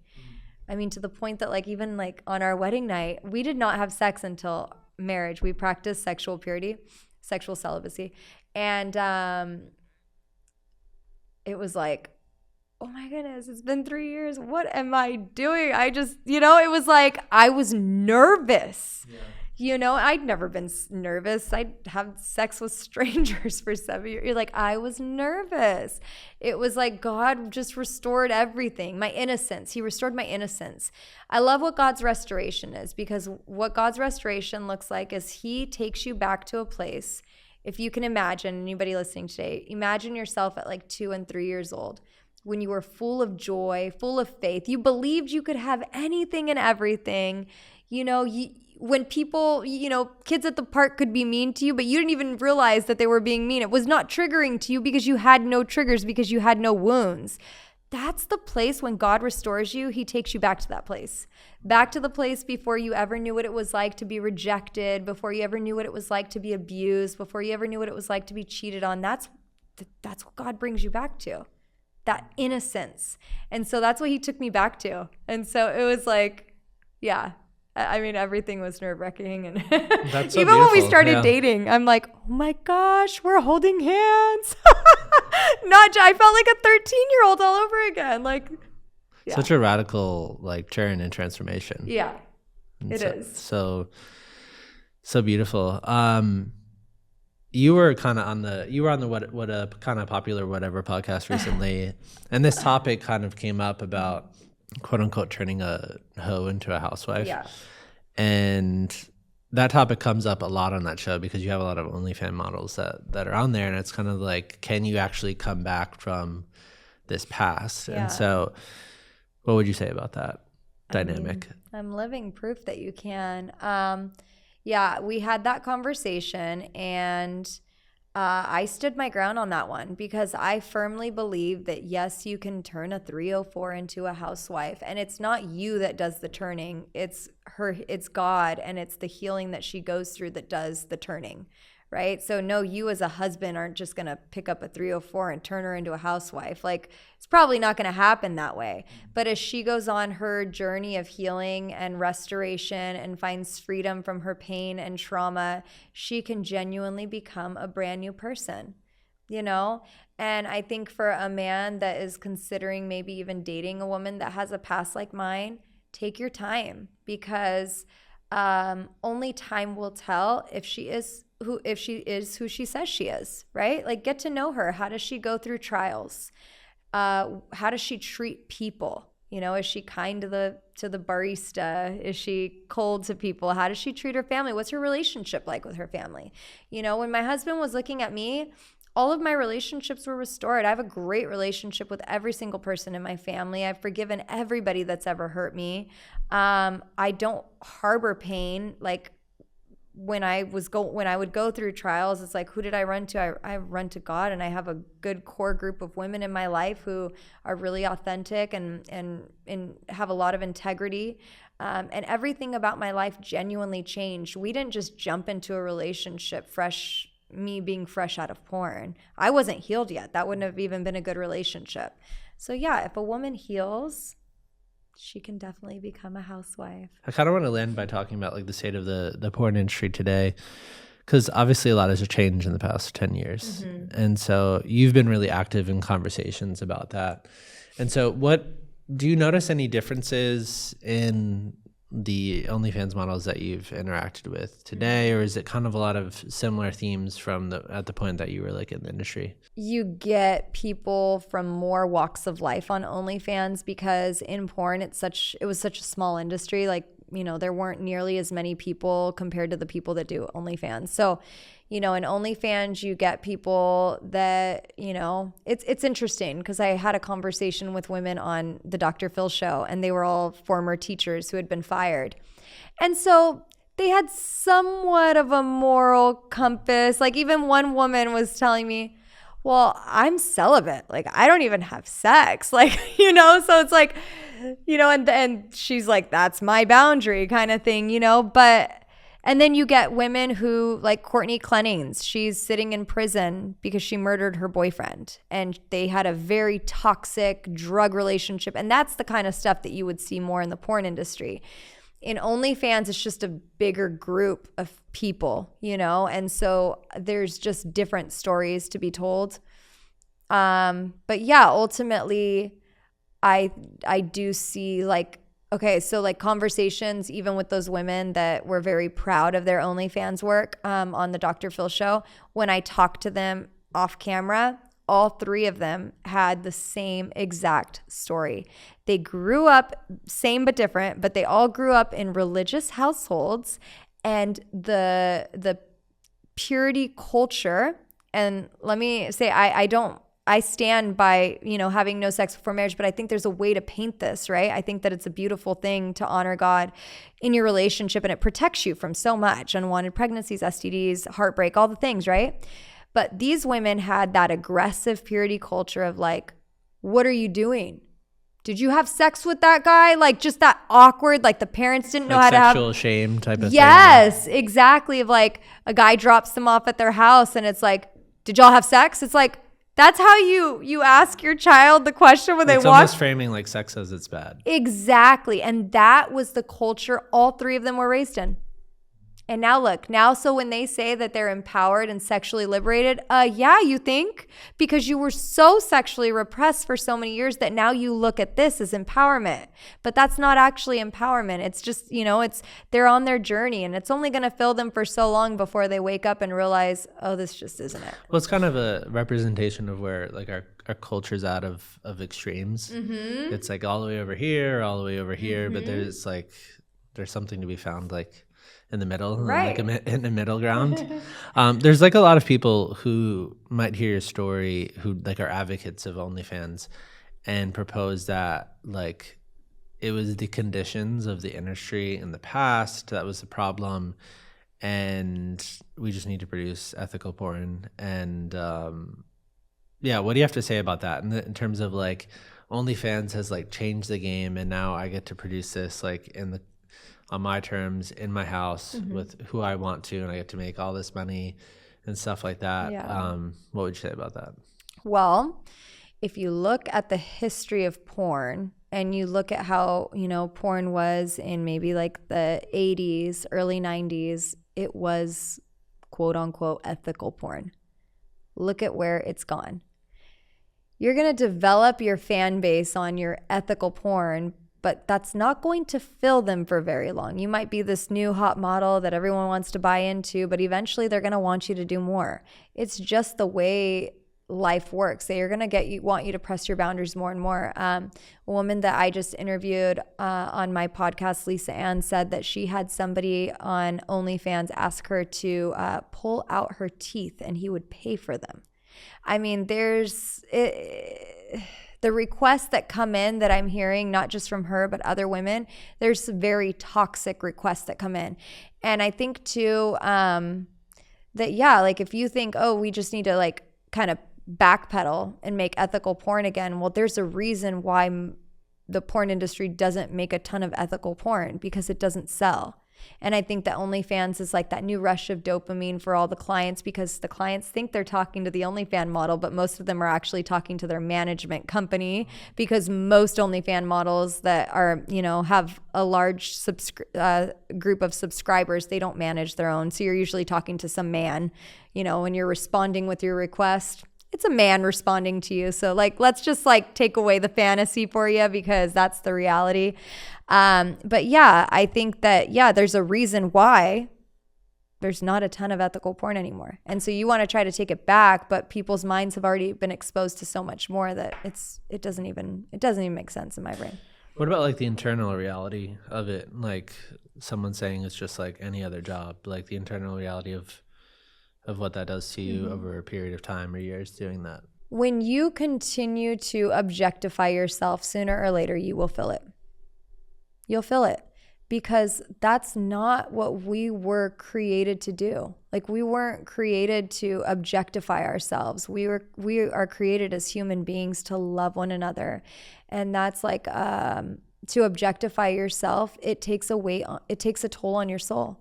It really does. Like I have countless stories. There's a couple women that I've been talking to that left OnlyFans. One, I shared her story. Alicia Megan was making $40,000 a month, or that was after her cut on after the cut of the management and everything. So she was making $40,000 a month, and she left because it was dark. And the community of people that you get surrounded by are usually they're using drugs or using alcohol. It's not, just because there's more people in it doesn't mean that there's not still a lot of people that are very, very toxic. And so eventually, like, you become who you're around. Like, you're going to be surrounded by these people, and it is going to take a toll on you. Mark my words, like, 10 years from now, we're going to see a whole lot more stories coming out from OnlyFans. I just heard of another story of a couple that did OnlyFans, and they were murdered by their neighbor. And it's because they're putting themselves out there, and the neighbor somehow found out about their OnlyFans. It's just toxic. Yeah, it's toxic. Joshua Boom had talked about the suicide rates and like people getting suicide or murder or stuff in this kind of small like niche industry. But then you zoom out and you have millions of people who are doing this now. But it's such a new thing. It's it's so new. A few years, and so like you said, we won't really know like the true long-term effects of it for like another 10 years, but it's scary, the possibilities. Yeah. And I think the reason why it's going to affect so many people is because when you sell yourself, and then, a lot of people that get on OnlyFans, they think, oh, it's private, but when, if you want to make money, which you get on OnlyFans because you do want to make money. So I assume that you're there to make money. You're going to need more followers. And as you make more followers, you make more money. And then what happens is all your stuff starts getting leaked. And now suddenly you have notoriety, not just on OnlyFans, but all the, all these porn tube sites and all these things that they're getting your stuff for free. And so now more people know who you are. And now you have more bullies. You have more people harassing you. You have more people objectifying you. And I know, me and Joshua have similar stories, as do many other people. You believe the lie that there's no life outside of that. So, you get in to make money, and then when you want out, you feel like, oh no, what am I going to do next? Who's going to hire me? And all these things. And that's one of the reasons why I believe suicide rate is so high, is because people they lose hope for the future.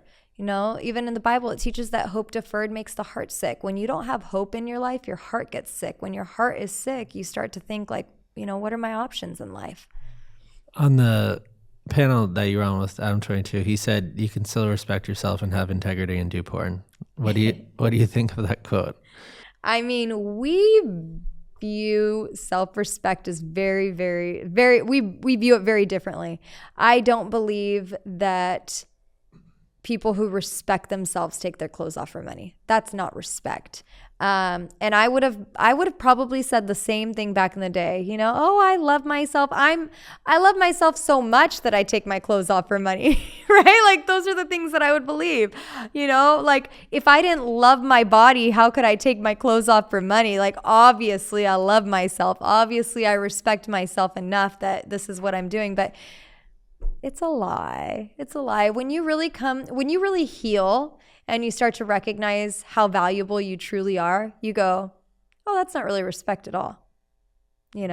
I think that it's more empowering that I still, to this day, I left porn 12 years ago. I have people offer me money to escort or to do lives or, to go on vacations with. I'm like, I am so far gone from that life, but it's so empowering that no dollar amount could buy me. And I've had some pretty big offers come in, and it's like, no, there's nothing tempting about that, because I love and respect myself so much that I'm not going to sell myself for that amount of money, for any amount of money. How much? My husband and I were talking about this a few weeks ago because we were laughing. Remember that guy that offered? It was like, I don't know, like $250,000 to go to the Bahamas and take photos. It wasn't even for sex. And it was like, nude photos. But no, I'm not for sale. You had a $250,000 you were offered. Yeah. That's insane. Yeah. And this is like still like 12 years later. Yeah. I mean, that's just, I don't know, this kind of crazy relationship we have with sex and sexuality. Mm-hmm. There's all this stuff that an offer like that would, even after all these years, like come into your inbox is just kind of insane. I mean, you and kind of tying back to the beginning, I think a lot of people want to take this route because it's like the easy route. Like I saw this on Instagram. I saw this like little mini interview with someone who was doing OnlyFans. It was kind of like a man on the street interview. And she was just saying like, why wouldn't I want to do this? It's the easy route. Why wouldn't I want to like go on vacations and buy my mom things and like all this stuff? And in some ways, like, yeah, I have a lot of sympathy for that. Like, life is hard. And I think you said earlier, like, there's bills, there's like inflation, there's like paying for rent and all this stuff. And so What would you say about that? Like, I want things to be easy, and this is easy. Yeah. I mean, you can take the easy route, but I'm a firm believer in what good is it to gain the whole world if you lose your soul? Like, really, truly, the weight of that, the weight of objectifying yourself, the weight of knowing that anybody can buy you and see you in your most intimate moments, eventually it does take a toll.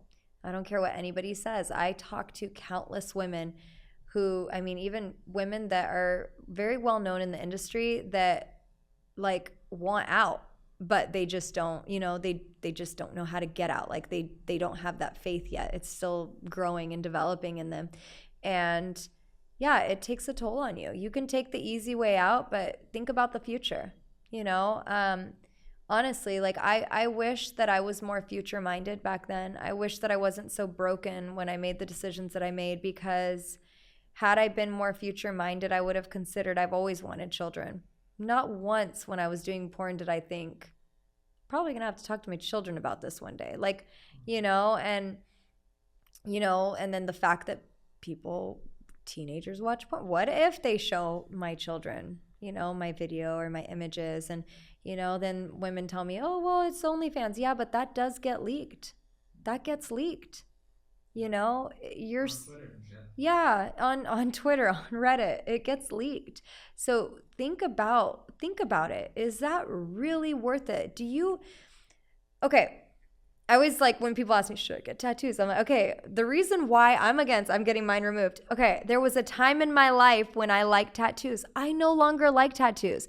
You are making permanent decisions in a temporary place. The temporary place is I need money. The temporary place is I want to fill a firm. The temporary place is, I want to take my mom out and go on vacation. Those are temporary things, yet you're making permanent decisions. The permanent decision is that you are putting your images all over the internet for people to see for the rest of your life. To me, that's not worth it. I hate the fact that I still have my images online. I hate it. I wish that I could get all of those removed.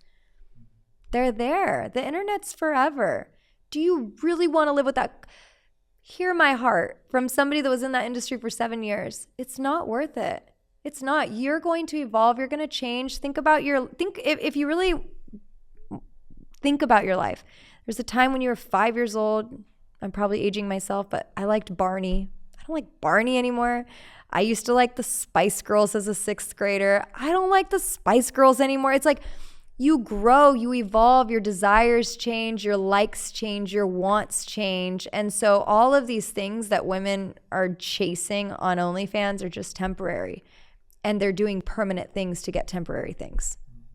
Does it affect you, like, still, like, a lot, like that it's still on the internet? You kind of alluded to that a little bit. Yeah, I am very big on like really focusing on things that are like positive versus focusing on the negative. So if I wanted to sit and really think about the negative side of my images being on the internet, yeah, it's bothersome. But I've also had to die to that in the sense of I know that that's just, it is what it is and I can't change it.